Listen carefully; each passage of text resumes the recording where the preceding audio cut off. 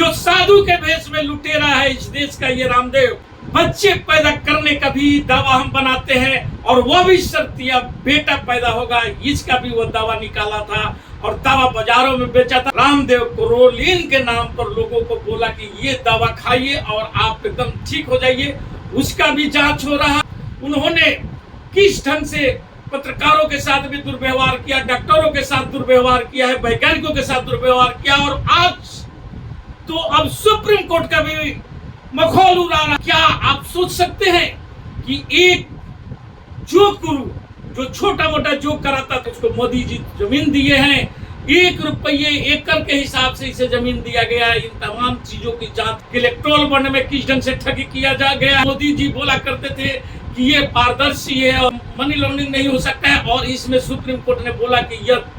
विश्व का सबसे बड़ा भ्रष्टाचार हुआ है। वो अपनी चोरी छिपाने के लिए विपक्ष को बदनाम कर रहे हैं कि यह बाबा रामदेव जो जोग गुरु और जोग के नाम पर लोगों के साथ ठगी किया है, उनका अब दिन दुर्दिन में बदल चुका है। जिस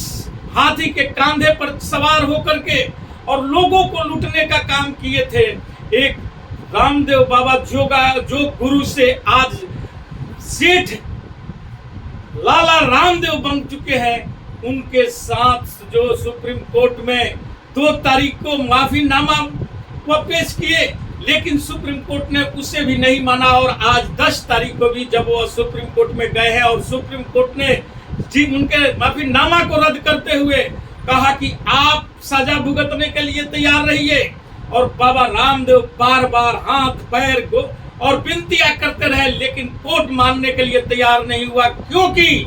यह हट्टी रामदेव लाला रामदेव जिन्होंने जिस ढंग से कोरोना काल में लोगों को गुमराह करने का काम किया था और उसमें मोदी सरकार के मंत्री भी जिस ढंग से उसके साथ में उसका सहयोग किए हैं, उन तमाम बिंदुओं पर कोर्ट विचार कर रहा है और यह कोर्ट ठान लिया है बाबा रामदेव को पुलिस सजा देने के लिए। और उसी कड़ी में आज जिस ढंग का माहौल कोर्ट में बना हुआ था वह देख करके लग रहा है कि सच में यह 10 साल मोदी सरकार किस ढंग से तमाम संवैधानिक संस्थाओं के दुरुपयोग किया है और उनको किस ढंग से हाशिए पर डाला है कि एक रामदेव बाबा जिस ढंग से हमारे साइंस टेक्नोलॉजी को हाशिए पर रखते हुए उनका मजाक उड़ाता रहा, मेडिकल साइंस को मजाक उड़ाते रहा और बोला कि ये लोग क्या कर सकते हैं, मैं तो कोरोना का बीमारी का इलाज ढूंढ लिया हूँ। जिस समय पूरे 6 हमारे मेडिसिन की खोज कर रहा था पूरे विश्व के वैज्ञानिकों ने, और उस समय बाबा रामदेव कोरोलीन के नाम पर लोगों को बोला कि ये दवा खाइए और आप एकदम ठीक हो जाइए, उसका भी जांच हो रहा है। और भ्रामक प्रचार जो किया था ये आपका लेकर के कि हम बच्चे पैदा करने का भी दावा हम बनाते हैं और वह भी शर्तिया बेटा पैदा होगा, इसका भी वो दावा निकाला था और दावा बाजारों में बेचा था। जिस रामदेव का 10,000 रुपया 10,000 करोड़ सालाना का जिसका टर्नओवर था, वह आज के दिन में 50,000 करोड़ रुपया टर्नओवर तकले का वह पहुंच चुका है। ये कोरोना काल के बाद से जो सब जानते हैं कि बाबा रामदेव एक अपने भाषण में भी बोला है कि हम आने वाले समय में 1 लाख करोड़ तकले का टर्नओवर करेंगे। तो सोचिए कि ये फर्जी वारा ढंग से जिसमें मोदी सरकार का बर्दाश्त प्राप्त था, मोदी जी का उसमें उसको बर्दाश्त प्राप्त हुआ था, क्योंकि मोदी जी जब जिस समय प्रधानमंत्री नहीं थे और उनके साथ में ये मोदी का साथ दिया था और ये बोलते चलता था हर भाषण में, जोगा के भाषण जो करता था, मीटिंग करता था, उसमें बोलता था कि भाइयों बंधुओं माताओं बहनों, ये बतलाइए कि आज जो 60 रुपया का पेट्रोल और डीजल बिक रहा है, यदि यह अगला सरकार जो बदलिएगा है वह 35 रुपया में आपको पेट्रोल और डीजल देगा, महंगाई कम करेगा, बेरोजगारी कम करेगा। लेकिन आज रामदेव बाबा इस पर एक शब्द बोलने के लिए तैयार नहीं है और यदि कोई उस पर कोई पत्रकार सवाल करता है तो पत्रकारों से लड़ाई झगड़ा करने के लिए तैयार हो जाता है बाबा रामदेव। ये जो साधु के भेष में लुटेरा है इस देश का ये रामदेव, उन्होंने किस ढंग से पत्रकारों के साथ भी दुर्व्यवहार किया, डॉक्टरों के साथ दुर्व्यवहार किया है, वैज्ञानिकों के साथ दुर्व्यवहार किया, और आज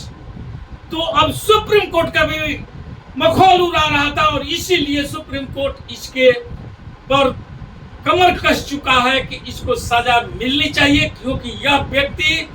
पता नहीं आगे चल करके और क्या करेगा, और यदि मोदी फिर आ जाता है तो यह देश के लिए कितना बड़ा घातक बनेगा। अब ये बात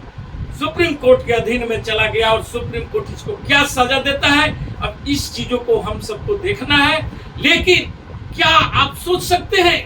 कि एक जोक गुरु जो छोटा मोटा जोक कराता था, जिस पर यह भी ब्लेम लगता है कि ये अपने गुरु का भी कहीं ना कहीं हत्या में ये संलिप्त व्यक्ति था, जो इसको किस ढंग से मारा गया और कैसे कैसे उसकी एक्सीडेंट दिखा करके उसे मौत के घाट उतारा गया, इन तमाम बिंदुओं की जांच आने वाला समय में होगा, क्योंकि उस चीजों का पर भी तमाम कांग्रेस या विपक्षी दल उन सारे चीजों का जो सबूत है वे सब लोग इकट्ठे कर रहे हैं। जैसे मोदी सरकार का सबूत इकट्ठा किया जा रहा है, उसी ढंग से बाबा रामदेव का भी, कि किस किस ढंग से कैसे कौड़ी के दाम में यह आपका उत्तराखंड में जमीन खरीदा है, उसको मोदी जी जमीन दिए हैं, 1 रुपये एकड़ के हिसाब से इसे जमीन दिया गया है। इन तमाम चीजों की जांच होगी, लेकिन यह तभी हो संभव है जब आप और हम इस सरकार को बदलने का काम करेंगे, क्योंकि यह सरकार सिर्फ धर्म के नाम पर, धर्म का हमें चादर आंख पर पट्टी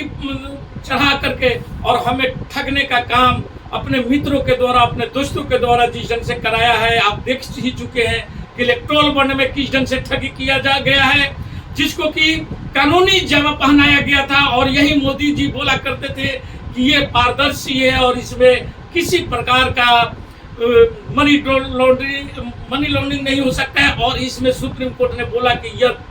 विश्व का सबसे बड़ा भ्रष्टाचार हुआ है, और इसका अलावा भी जो हमारे देश के वित्त मंत्री सीतारमन जी है, उनका पति एक बहुत बड़े अर्थशास्त्री है, उन्होंने भी कहा है ये बातों को कि यह विश्व का सबसे बड़ा घोटाला है जो इलेक्ट्रोल बॉन्ड है। और इसी के साथ मैं अपना वक्तव्य समाप्त करता हूँ। जय हिंद, जय भारत।